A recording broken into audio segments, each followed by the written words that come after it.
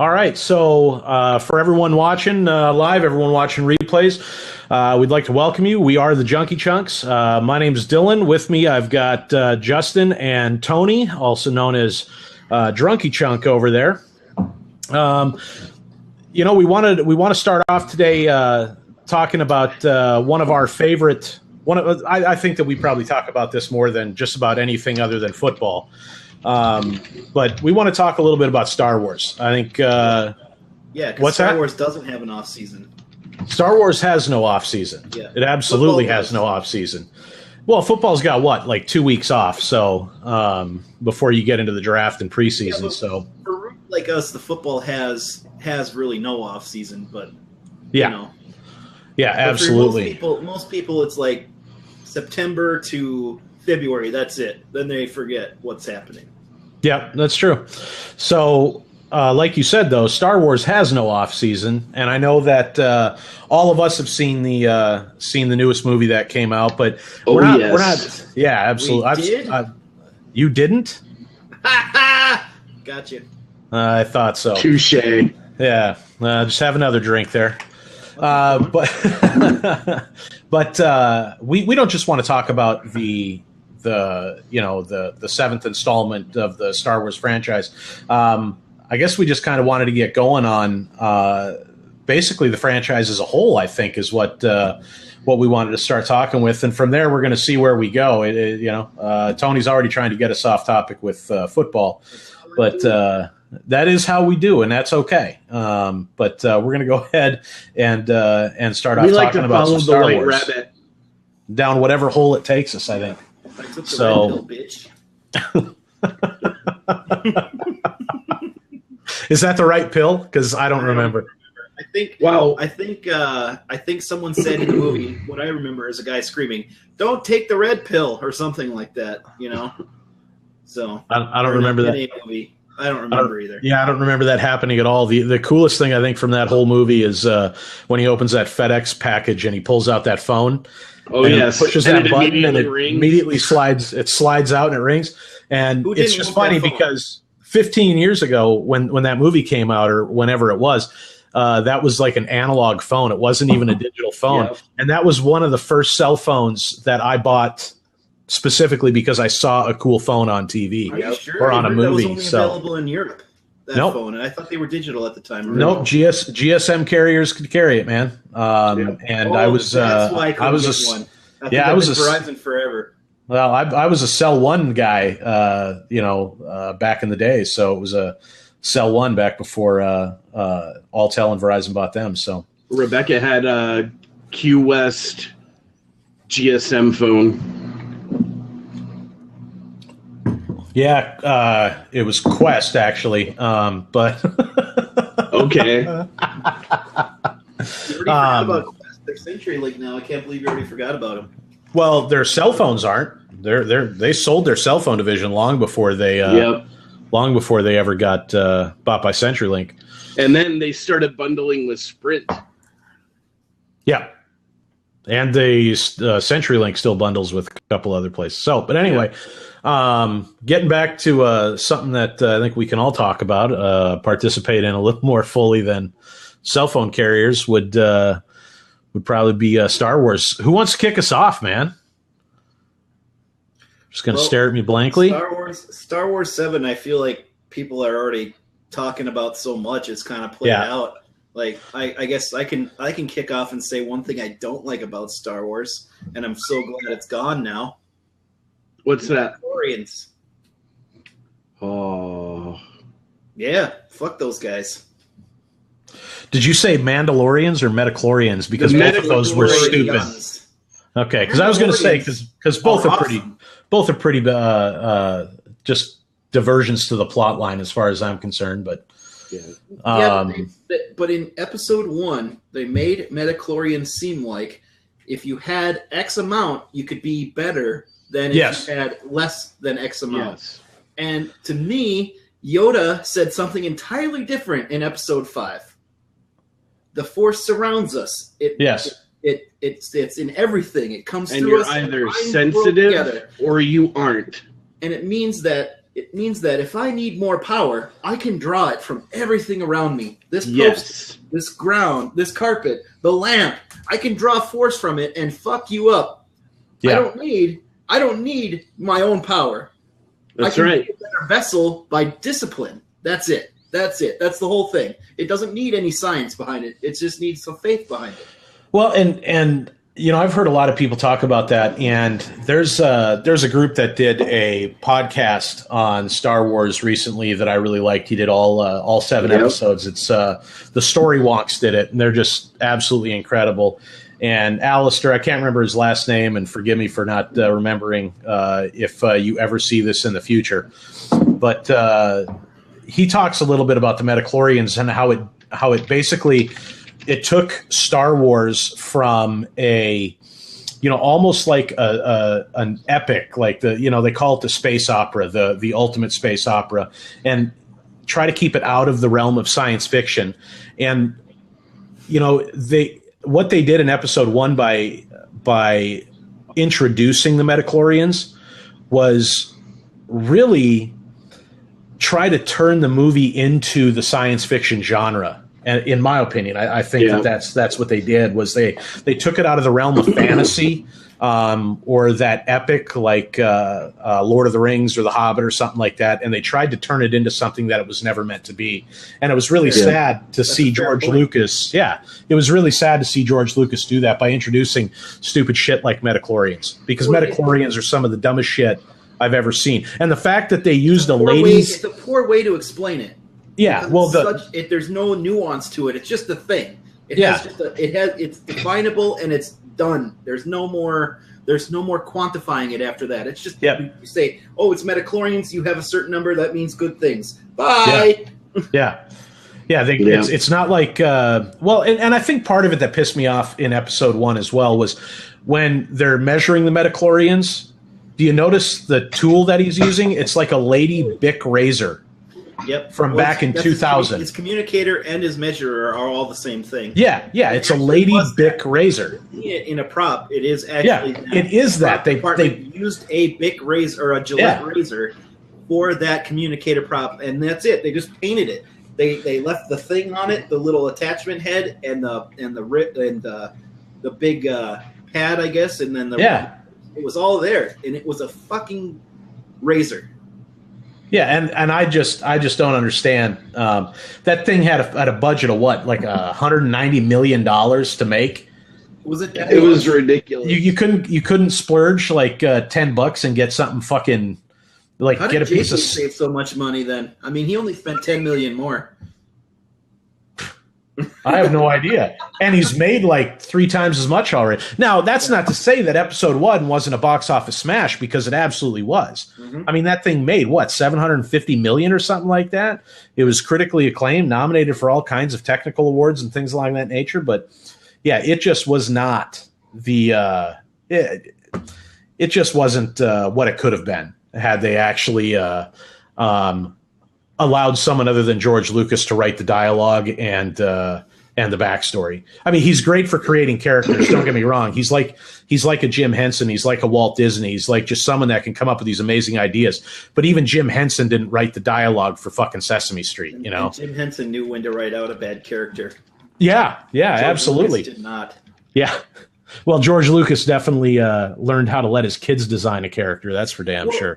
Because there's no way an adult designs Jar Jar Binks. When I have to say, too, I think one of the cool conspiracy theories that is most likely false is actually poignant and cool. Do you guys know about this? Which one? What? That Jar Jar Binks is actually a Sith master. Oh, I've heard that. I've heard that. No. Exactly. That's exactly what I did. And the thing about it is that strangely compelling is the video clips he pulls in. He does this whole thing where he's talking about the different battle styles and whatnot. Like, the one thing that's really cool is he shows a drunken master fighting. Yes. And then he shows Jar Jar fighting. Actual drunken master, and then shows him. And then Jar Jar is actually using drunken technique. Yes. So that scene was modeled after drunken boxing, or drunken master at least, right? A drunken master of fighting. I can't remember which discipline it is.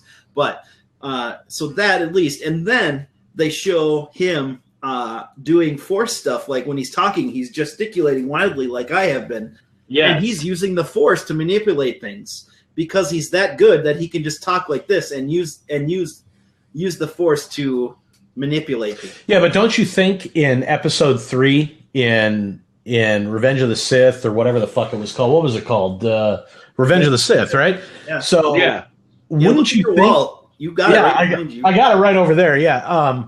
But wouldn't you think that in Revenge of the Sith we would have maybe, I don't know, seen Jar Jar Binks as a Sith? Yes. Especially since it's going to be 20 years.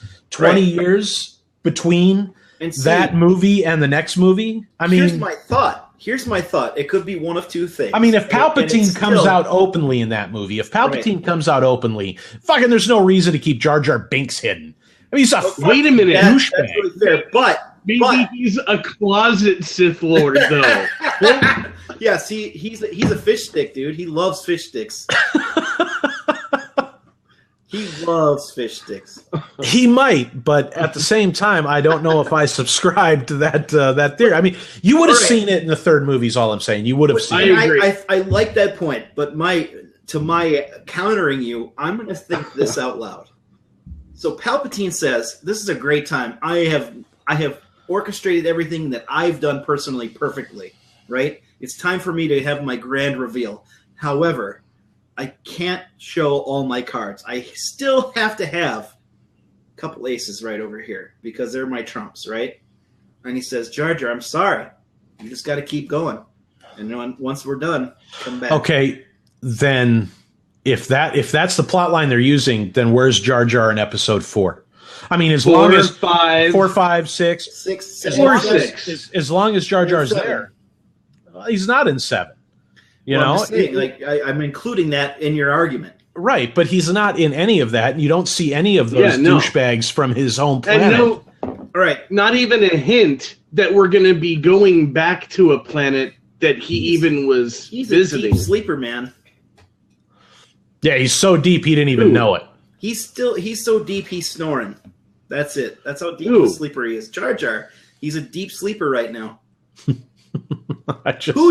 Let me ask you this. They're saying that Snoke... Are you listen to this. Saying he's like me? How long does Jar Jar... I'm pointing and laughing at the computer screen right now, by the way. Justin, you're so zen-like when you sleep. When you're awake, we think you're sleeping. So kudos. Exactly. Kudos on that. I think, and once upon a time in a video game we used to play together, I followed you before I realized you were asleep. Not even kidding. Yeah, you didn't even think to turn. I mean, he was running in a straight line. And it took him to get lodged on a tree to realize that he was not still playing the game. Yeah, and I remember a couple late-night runs in Omegon trying to run some newbies through. Yeah. And Justin jumping off of, what was it, the Tinkmaster or whatever? Yes, the big opening in the middle. Yeah, just running right the fuck off the edge of that and landing in that giant pit. What that would only aggro the whole room, right? Only. And I think back then, boss. No, it aggroed everything upstairs, downstairs. Because they all chased you. So it aggroed back to us because we were within line of sight. That was on Shadow too, right? So you actually had ways to run. No, that was on I think Telebreath. Telly? Yeah, that was back when we were still playing with our original characters. Leveling up my mage. Oh, yeah. Well then Frost, that would have worked fine. You were a Frost mage if I remember right. Yeah, it didn't work fine. He died. It didn't work fine though. He died. As did everyone else. I died first from falling and getting killed, and then everything ran to the party and took everything in every room with it. Yeah, including a couple bosses.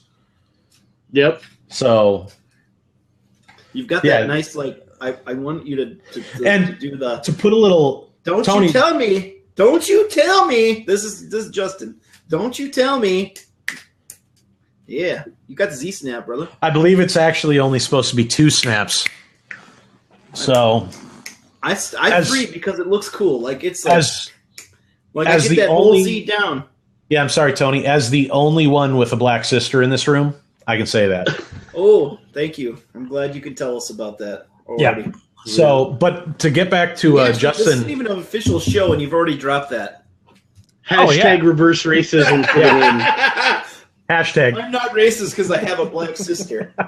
I can't be racist because I have a black sister. I'm not racist because I'm not racist because I have a black president. No, so you're not racist because you're a decent human being, is what it is. Well, okay, that's fair too. But at the same time, I like that better. I at the same time, we have to jab a little. I don't got a problem with that. I mean, Tony's only half a bottle in right now, so that hard. I'm surprised you're using the racial name dropping already. That's what I'm saying. Actually, that's the racial relations dropping right there. But it's still a name drop. My sister. That's not a name. That's a relation. It's a pronoun. And okay. A pronoun is the same as a name because it's not just a proper noun. It's just a noun. I didn't say my sister. I said a sister. So therefore, it is not. I said a. Oh, you said my sister. I think you guys are all lying to me. Sister. You're just confused. You're full urban. I might be confused, but it's all right. Either way, it's fine because you do, and you have a larger understanding. I can say fully that I'm behind you on that. But what I was going to you've experienced things most people haven't. Sure. There you go. What I was going to say though is much like Justin falling asleep in Nomergon, my theory behind that was he fell asleep because he was watching The Phantom Menace. No. Now, I could be wrong. He was watching Attack of the Clones or Revenge of the Sith because they are the two of the worst of that new series, honestly. I put Phantom higher, period. Yeah, it's just a pod racing scene for like 45 minutes, like the longest. Longest car chase in history. Car chase, a special edition. The special edition one was awesome because they had it was 12 minutes in the original. He cut 8 minutes out of it. It was 20 minutes in the new one. I loved it. It was a lot of fun because pod racing is actually one of the cooler things he's introduced. I agree with that because if you think about the Star Wars games that came out before the newer consoles, what games did everybody play? Did they play the cheesy wield a lightsaber game, or did they automatically go cheesy, to the pod racing? I want to stricken that adjective from the record. No, the earlier games, cheesy lightsaber. You can't put those two words together. Yeah, I'm sorry. The earlier you can't put them together. The earlier games did not play as well as the newer games. We're talking circa. Hold on, Tony. We're talking circa 2000, right? 99, 2000. So we're talking KOTOR and we're talking KOTOR 2, and those were not fucking cheesy, sir. Those were not fucking cheesy. Hold on. I'm talking about console games, and you're talking about PC games. Yeah, but you're talking about a technology that's 16 years ago. Clarify. I'm talking about cheesy handling console lightsaber games. There you go. Continue. You're good. You fixed it. Go ahead. Continue. I played KOTOR and KOTOR 2. Sorry. Most people at the time were still playing computer games. Yeah. And that was the best immersive experience to Star Wars you could ever get until maybe now with the newer. But pod racing, I would rather do that than the old cheesy handling. I don't know if I wanted to raise lightsaber game on the console. I could play Mario Kart and get the same enjoyment out of doing that as pod racing. No. Yeah. No. It was a little more nuanced because it was you were actually racing more like a tank than you were a car. Yeah. And you had more to handle than just like left and right. You had a whole back end that you kind of had to think about, and it was a different experience. How were you doing that dance again? Back end, baby. That's it. That's a new thing. The back it up. That's it. We're calling it the back end, baby. I'm just going to call it to Justin. But the fact of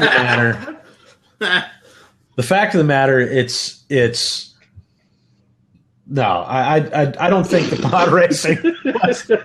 I lost what I would. It's not that I even lost what I was going to say. I was so fucking blown away that you would say that pod racing is one of the best things that George Lucas ever came up with for console games. No.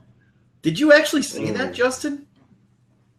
What? I'm talking to you, Tony. Awesome I'm not talking to Joni. I'm not talking to Justin. I'm talking to you, Joni. You're drinking apple juice, asshole. You don't know what I put in that apple juice. Apple juice. Yeah, Justin. Your new name. It's Jody. It's Joni? Okay. Dude, no. My uncle, when he first got here, when you two dated a Joni. When you two are saying stupid stuff together, it's Tony and Justin, and that's Joni. That's just how it's going to be. When you two are saying stupid shit together. Same thing when we're actually having a legit conversation and you're sitting there just waiting to blast us. No shit. It's easier to hit you both. Blast us to pieces. You're not actually picking it apart. Real.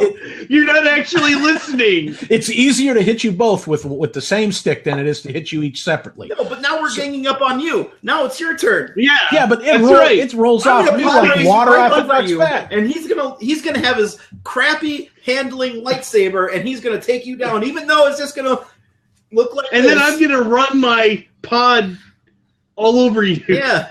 Okay, and in the meantime, I'm going to use the real technology in the room and just continue to smack you with it, okay? So, Tony, you said that pod racing were really some of the best things that George Lucas ever came up with. In Phantom Menace. Now we're quantifying or clarifying 10 minutes after the specific time frame. I was telling you that in the Phantom Menace, the pod racing was the best part of it for me. As a young kid, I was telling you. And I agree with that. As a young kid, how old were you? 21, 22? When did it come out? 97? 99? Did it come out in 99? No, it was 97 or 98. We're talking 19. I'm a kid. I'm serious. I know I'm a teenager, but I didn't feel mature enough to be an adult until I was almost 30. So I was still a fucking kid. 1999. Yep, I was right. I was still a kid, in my opinion, because...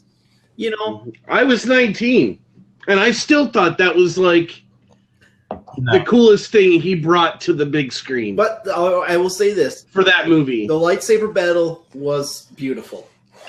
And the dual wielding, like the dual lightsaber was pretty badass too. I was going to say, I think that the Darth Maul fight scene.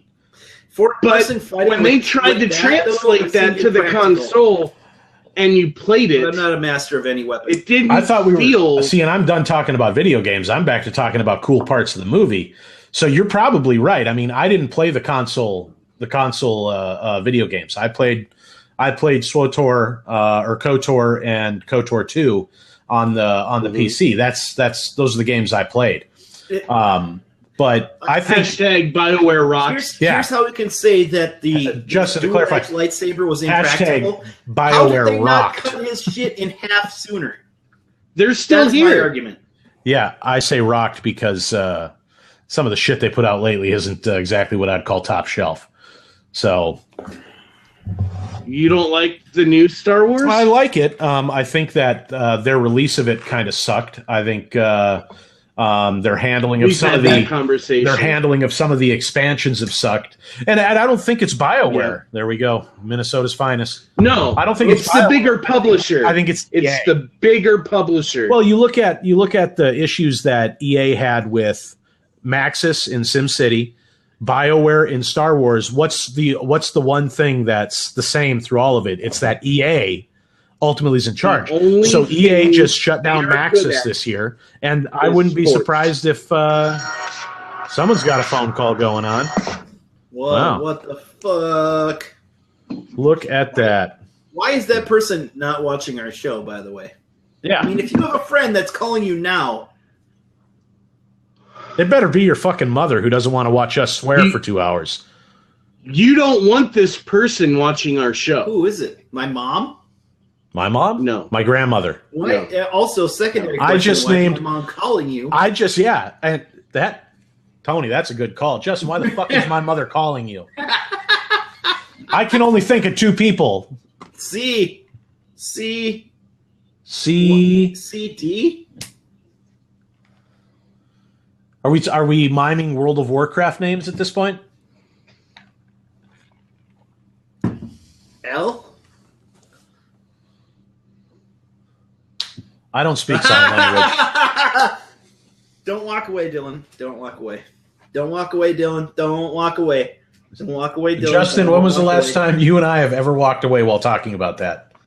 It's been a long time. 5 years? 6 years? Yep. Water under the bridge. Water under the bridge. Water off a duck's back. Maybe. Water. But it's kind of like Voldemort Also, for this show. I'm just saying. For the future, next time you do L like fucking Voldemort. Next time you do L like this, you're fired. L is this. Even a person that can't hear you will say that because that's the letter for it. I don't speak sign language, so right. You did C right. You did L wrong. This is L. I do. I'm taking a class 8 weeks long. I did good job. 3 today. How do you spell your name? How do I spell my name? Which one do you want? As fast as you can go. As fast as I can go? With your hands, dummy. That's what we're talking about. See? There we go. Fast enough? Yeah, there was definitely some there was definitely okay, here we go. O-N-Y. That's Tony. I'm not that proficient because I've been in it for 3 weeks, but I know the alphabet. If you want to have a conversation with somebody that can actually speak with you as well, outside of your class, Beck knows that stuff too. Well, the thing is, I would obviously not have any proficiency to have a real conversation because a lot of the things I've learned right now but in the basic, future. And so for me right now, it's all finger spelling. All I have is this right now. Yeah, you're learning your ABCs. This is all you have right now, Tony? All I have right now is right here. It's right there. Right. So it's right up there? This guy down. Right there. Okay, I got you. That's all I have right now. That's why I did it slow the first time. Like that. Hey, Tony, when you do that, do you have sweaty palms? No, they're hairy, actually. Oh, you don't manscape? I don't have to because it feels soft. I like the softness. Just like... I have no hair on my palm. Is that also a fallacy of masturbation? You don't get hairy palms? You forgot to tell us about that one yesterday. Are we really going to bring that up in this show? You want me to go through the whole masturbation thing? Do it, because they have hairy palms. Because hairy palms don't happen. Well, because I think it depends if you don't manscape or not. Dylan, I thought you were a fucking host.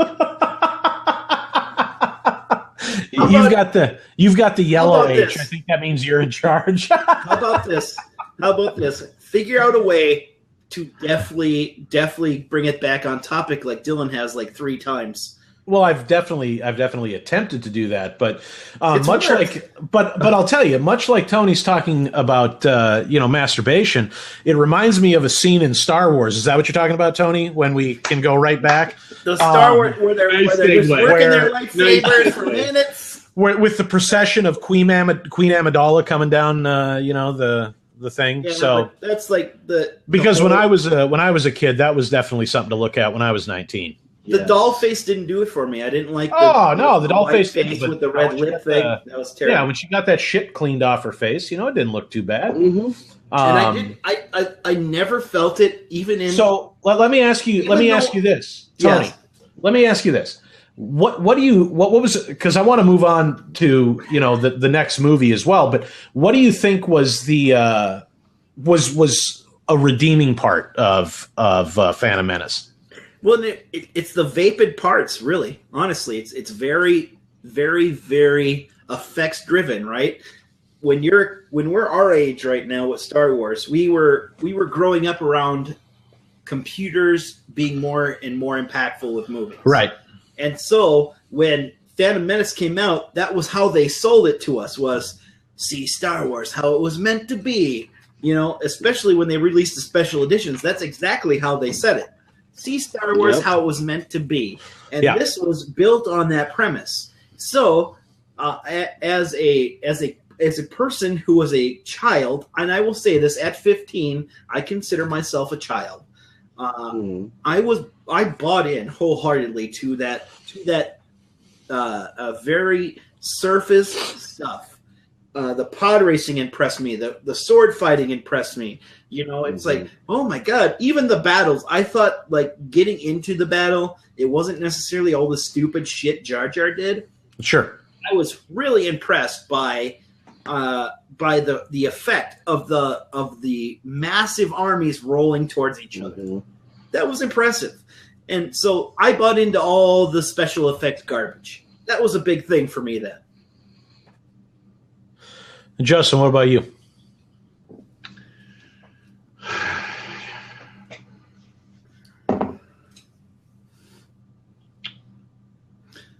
I liked the attempts at symmetry. So you have to explain that big time. That's fine. Episode 5, you have a fight with Luke and Darth Vader, and Luke gets his arm cut off. In Episode 1, you have a fight with Darth Maul. Dude gets chopped in half. Kind of dug that. Like, George Lucas has gone on record as saying that Episode 1 through 3 was supposed to have situations that mirrored the original trilogy, and that's why I see 8 or 7 through 9 going where they're going, because of the same philosophy. They will keep that in mind because it's his baby. Yep. And I think for me, I didn't like the midichlorian thing. And this is hard for me to remember because in 1999, I was going away to college. That's a lifetime ago, man. Well, I'm assuming you've seen it since 1999, haven't you? Are you fucking kidding me? No, because it's a lifetime ago. I mean, what person watches movies they don't like again? I do a lot, and honestly, I don't. I think when it comes to this series, I absolutely do. I may own them, but I would rather read the books that I like and watch the movies I like. I thought you were about to say I would rather read the Book of Mormon, because that would have been. Actually, you would just watch the show on Broadway, and it would be probably better. So, well, I would think it would probably be better too. I'll just watch Big Love if I'm interested in that. Hey, brilliant! There you go. I'll tell you what, though. I would agree with you on part of episode. When we're talking about the Phantom Menace, I would agree with the sword fighting. You guys are going to string me up and you're going to throw me away, but my favorite movie of the first 3 is number 3. The Revenge of the Sith? Actually going through the emotional... That's all I can give you. That's it. That's all I have, and I'll leave it. I'm not gonna string you up on this one. For me, it was the emotional thing of knowing he was going to become Darth Vader, and there was not a damn thing anybody could do about it, even though I was connected to the character and have this attachment.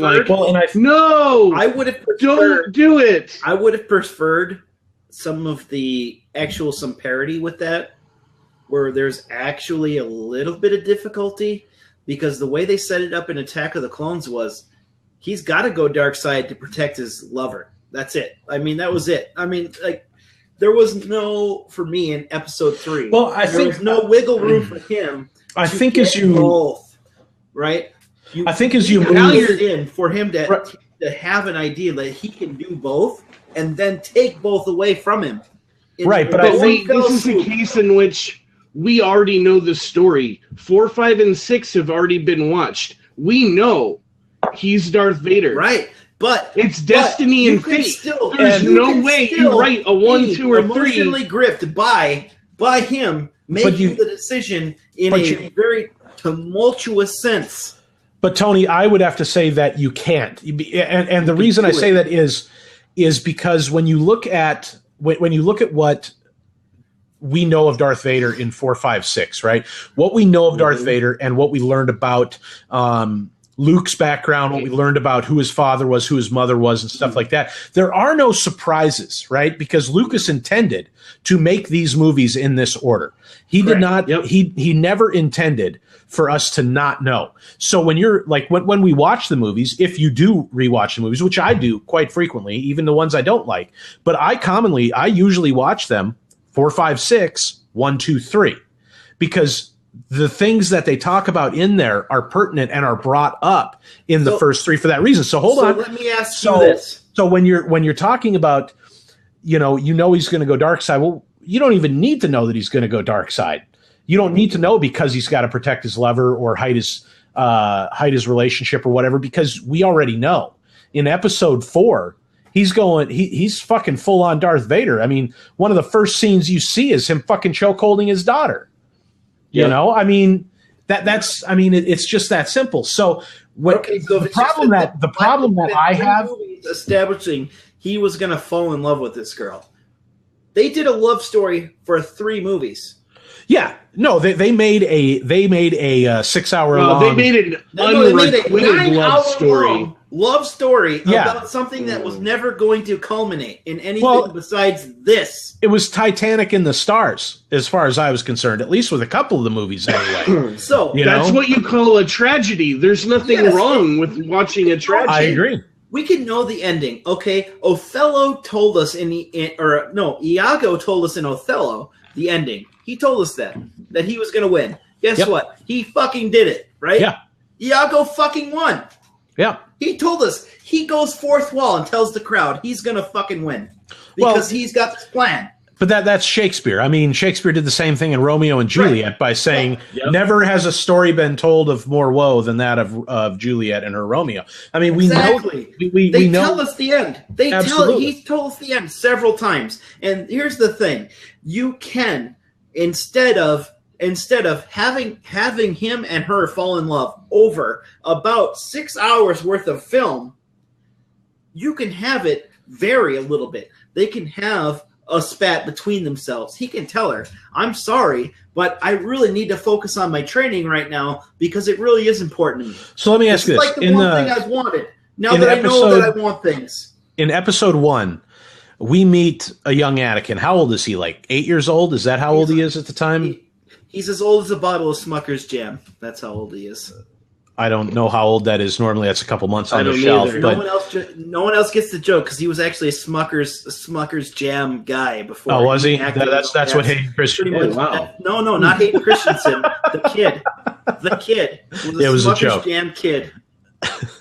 My point is this: so you meet him. Actually, fucks Smucker's jam now. That's what he does. He's so lonely. He probably does because he's an absolutely horrible actor.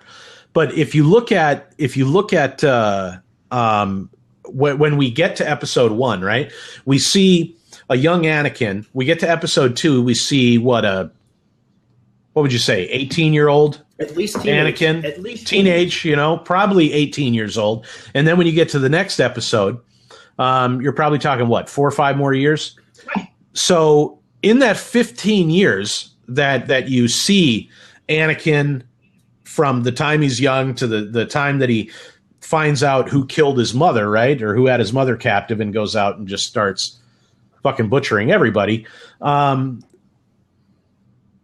They spent 3 hours telling us 3 stories that spanned 18 years or 10 years or 15 years or however fucking long it is.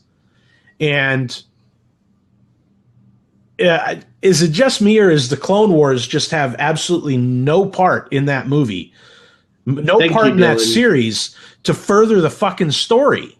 I don't give a fuck about Boba Fett or Jango Fett or whatever the fuck that fucking Fett's name is. We're not talking about that yet. We're still talking about the links between their love story. And right, that's what I'm saying. We miss out so much on what happened because they waste so much time on Clone Wars. They waste so much time. You don't get to see it. You can't develop an I love Anakin. You can't develop that relationship because of Clone Wars, because they don't take that opportunity to tie you in, especially people who were your age, 15 years old when this excuse me, when this movie came out.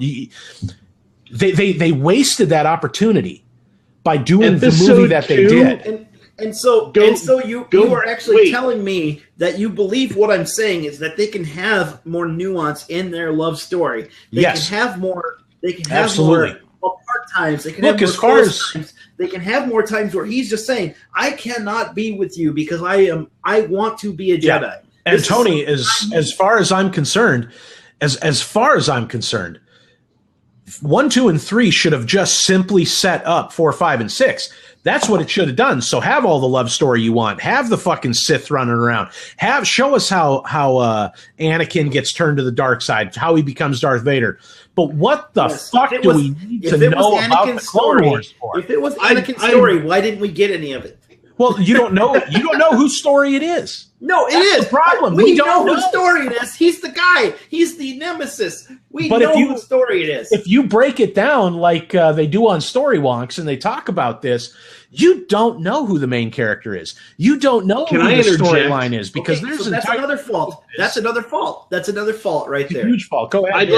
I'd like to interject because I think there's something interesting we're all kind of missing because we're reminiscing about the past. So I want to say this. In episode 1, they set up the stage for Anakin and this mysterious Senate figure. Sure. At the time, correct? Yeah. You didn't know that he was related. You didn't know the Sith figure was related to the Senate. Correct. You didn't know, but you set up all this stuff. What haven't they covered yet with that setup? They really haven't covered the Empire yet. Yep. Well, the Empire doesn't come around until... Well, now, hold on. Let me finish. Because I think this is kind of interesting. In 2001, we get attacked. In 2002, this movie is released. And we're like on a war to get terrorists. Mm-hmm. I think it's interesting that they took that opportunity to cover the army of the Empire for like a whole damn movie. It almost seems like a political statement more than it does an appropriate fitting episode 2 of Star Wars. I think that's why a lot of filmmakers actually make a movie, though, to be honest. Well, yeah, if you look at it, seemed like there was another agenda, they took that opportunity to tell you about the army because that was something people would relate to. That's why good movies fail. Because you can't see. The best movies hide it. You have to figure it out. They tell you because it speaks here, not here. The movies that fail are because you're thinking about it and you can see it happening. Oh, that movie's talking about the war in Iraq. That movie's talking about Afghanistan. That movie's talking about Vietnam. The best movies, you feel it here. It just it punches you in the chest really fucking hard. And that's where I think J.J. Abrams excelled with The Force Awakens, if you will. Because I think that movie, if you want to compare it with the first 3, it did that. It resonated in here to a lot of people. And J.J. Abrams has a very great ability. And that is building his narrative around his characters. I thought you were going to say shining lights across the camera. Well, he's really good at lens flare. He's really great at that. But that's because he shoots on film and no one does that. Lens flare is hard when you have to digitally. Well, Christopher Nolan does. Actually, a ton of directors are shooting on film. For about 10 years, it was in fashion to do it in digital. You know, James Cameron really probably kicked that off more than anyone. But yeah, you look at the movies that are. I'm gonna grab a drink from my fridge. Wow! In the middle of the show, he's getting up to grab a drink. Breaking. He just got up and walked away. Yep. 14 minutes left, and you had to get a drink. Wow. I'm doing the pee dance, and you are fucking grabbing a drink. Wow. Right. But anyway, like I was saying, I think honestly, what's your problem? And you fucked it up. I'm not gonna lie to you. Justin, you just fucked it up. We had this the flow happening, and it's gone now. I can't even remember what we were talking about. I do. So let me bring us back. So we were talking about the transition from digital back to film, and if you look, I mean, the greatest directors out there are doing it all on film now. I mean, you've got you've got Tarantino. You've got. I'm not going to say Michael Bay because he really disappointed me this year. He goes on his hand. Yeah. Michael Bay can go fuck himself. But you look at Tarantino, you look at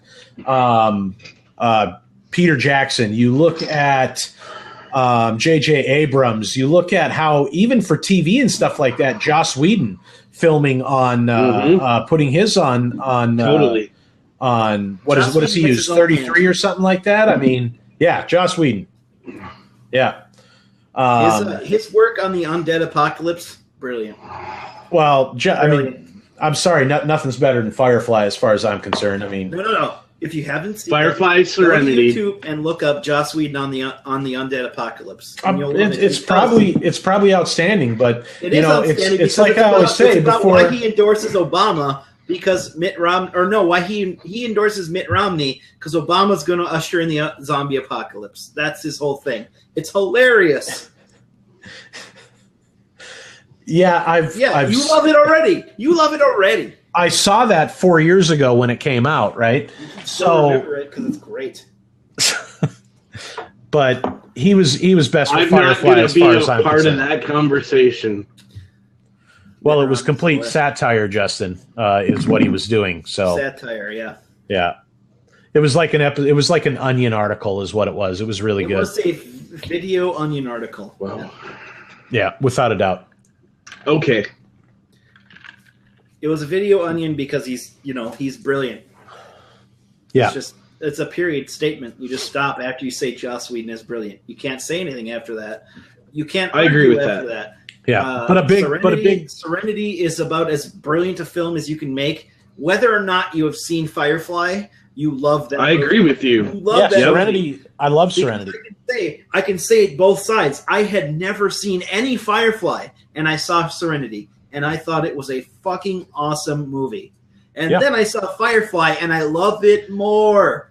All I can say is before he was their castle, he was my captain, and he can go to all the fan fests and fucking shit that he wants, but he'll never have the following that he has for doing what 8, 9 episodes, 10 episodes of sci-fi season that half was a season incomplete. Half a season, yeah, absolutely. That's what I'm just saying. It's incomplete. Yeah, greatest 14 episodes. And I'm a sci-fi TV connoisseur, man. I love sci-fi. I love Star Trek. I love Babylon 5. I love fucking Battlestar Galactica. I love Red Dawn. I mean, you name it, I watch it. I love it. Red Dawn sci-fi. Nice. There is nothing. I wouldn't have put it there. Nothing better than Firefly. You had tech, everything. You had tech, you had Old West, you had space travel. I mean, what the fuck more could you want? And you had the nuance. You had the nuance of the fact that the Chinese had overcome the whole world. Well, no, it wasn't that they'd overcome the whole world. It was that when they were fleeing Earth that was, right? When they left Earth that was, the main cultures were English and Chinese. Right, so they've emerged. So they use Chinese phrases, they use English phrases. See, I see it differently. Cool. I see it differently, as in I see them that Chinese because was they lost a pervasive thing on the planet before they left. Because they lost. That's how I felt it. That's the thing a lot of people miss. They were building up to explaining how the English lost that war. It was the biggest thing about him as the captain. What are you talking? Are you talking about the rebellion? That had nothing to do with English versus Chinese. That had to do with the central planets versus the outer rim worlds. Yep. It had nothing to do with that. The Chinese that was hundreds of years before. I feel something here. I honestly feel like in my heart, a little bit. I agree with Justin a bit on this. I feel there was resonance between this new war here's the deal featuring and the story of Old Earth. I believe it. I believe it. I love it. Because the red guys beat the brown coats. I love it. That's right. Oh, except they wore they wore blue coats, not red coats, and the brown coats were the rebels. And if you look at the core worlds, they were the people overwhelmed. Guys, let's just fucking dig deep for 5 seconds here, okay? All you got to do is look at when the military from the core worlds comes in every episode that they're in, or whenever they're on Central Worlds. I don't see any Chinese people running around. All the people in charge are white. Now, I could be completely off base on this, but the fact of the matter is, when they left Earth, they left nations behind, right? Everybody colonized their own shit. A central government came forward to claim these core worlds and then move out and say, now the rest of you are coming home too. It had nothing to do with Since it really doesn't matter. It had nothing to do with Chinese versus America. Which actually tells me this. If you went back to Earth that planet is inhabited by all Chinese and all the English people left. No, I don't. No, I'm not going there. I'm not going with that either. What I'm going to is they were there. There was this. They were in the middle of this. What do you call it? Homogenization kind of thing. Yeah, right? kind of. That's how the Chinese were in the middle of homogenization. So everyone was learning Chinese. Then something happened that Earth that was, and they left. So they had stuff with them. They used up all. They say it in the fucking opening part of the Chinese show. Were there. They were number one at the time we left. We weren't necessarily crossbred. Oh my God. Okay, so Tony, I've watched this show about 5,000 times, and yeah, since we're getting I just don't believe that what you're saying has any bearing in reality whatsoever of the series. I'm glad that we're recording this. I'm fine that we're recording this. I burp on the phone all the time. I pee on the phone a lot. I'm not even kidding. I do that. I pee on it. Right on the phone.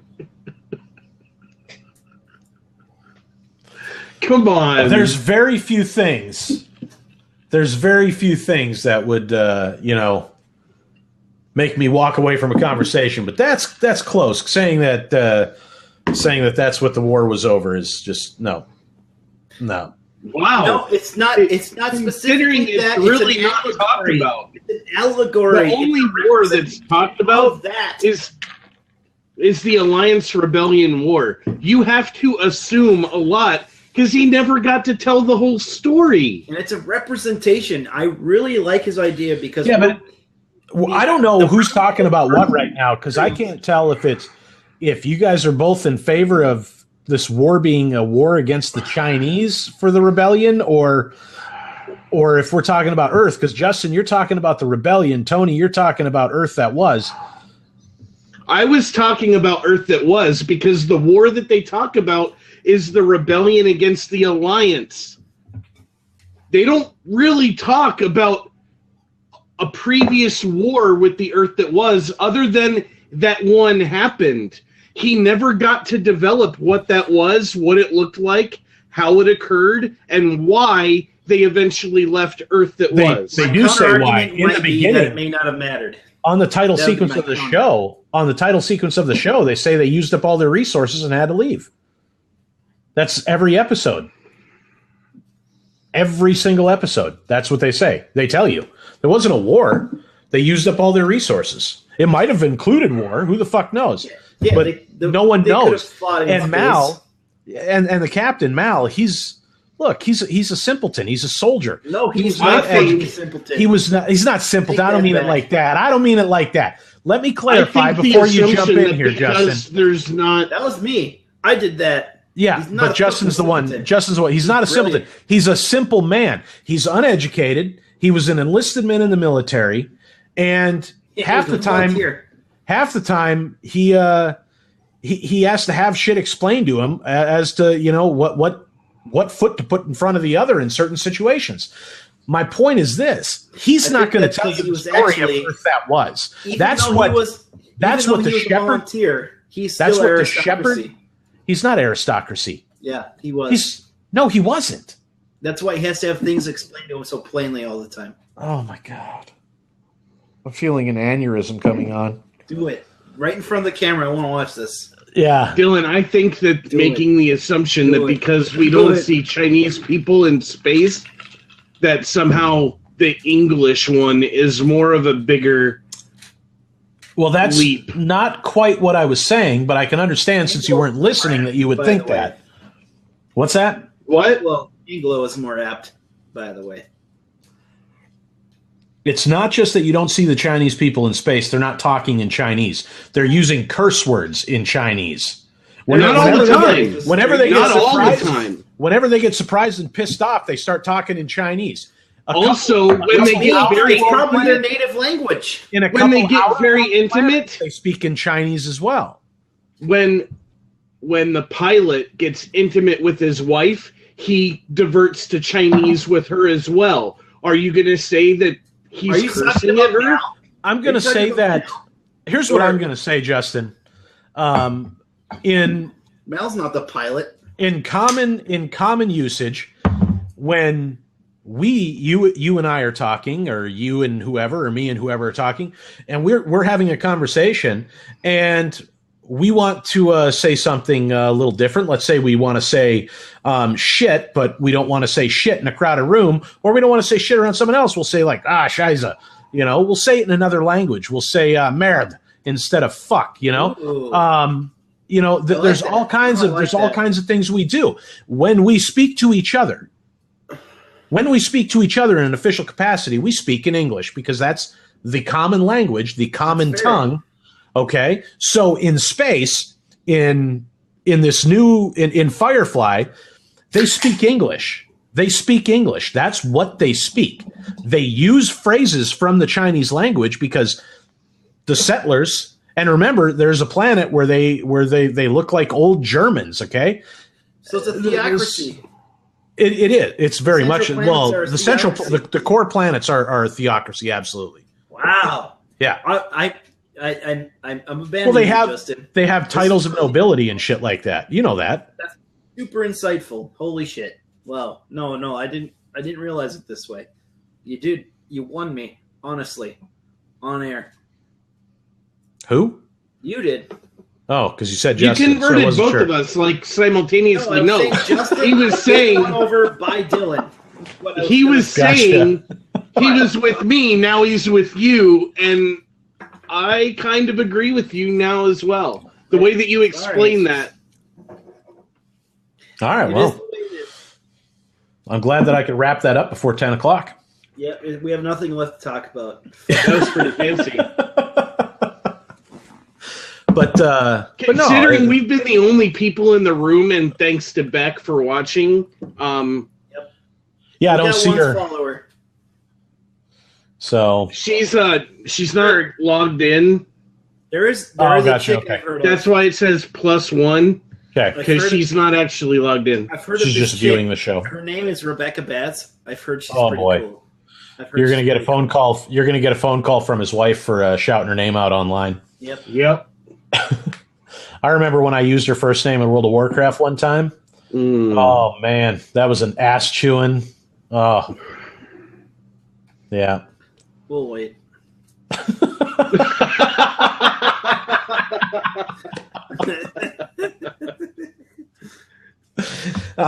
It might come via Twitter. So if anyone watching or rewatching this episode would like to get a hold of Tony, Tony's handle is Tony. You want to shout it out? It's at Tony_Sisson for Twitter. Feel free to reach out to him. But that's actually our time for the night. So I just want to thank everyone that was here watching, and for those people that are going to watch it on replay, thanks for stopping by. As always, we're here Thursday nights from 9:00 p.m. Central Time. That's 7:00, I think, Blab time. And then feel free to reach out to us at www.junkychunks.com, as well as at junkychunks at Twitter, and also reach out to us on Facebook, and that's Facebook.com/Junky Chunks. So thanks a lot for coming by. We hope to see you guys again, and it's been a lot of fun.